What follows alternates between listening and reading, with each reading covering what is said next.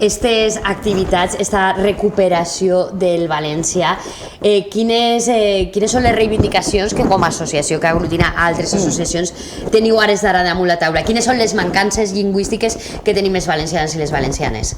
Enguany hem posat èmfasis amb el lema al carrer en valencià en l'ús social de la llengua i per tant el que estem fent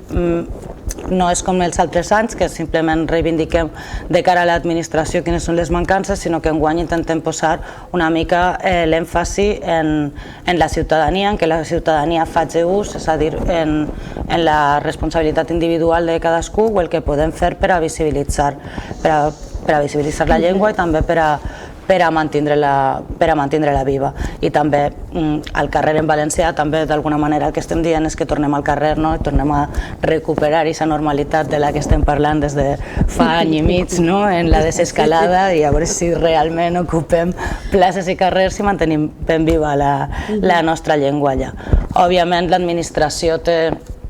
una responsabilitat en la promoció de l'ús del valencià i és evident que ens calen polítiques lingüístiques més ambicioses per a que no es continuï produint una regressió en l'ús del valencià, perquè tot i que no tenim dades enquestes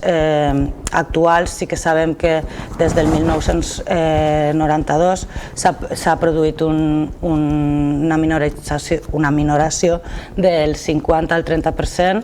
en l'ús del valencià en les cases com a llengua habitual.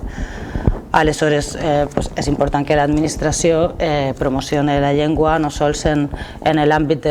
de la cultura, dels mitjans o de l'educació, sinó també que faci efectiu el dret dels ciutadans a usar la llengua en àmbits com la sanitat o la justícia.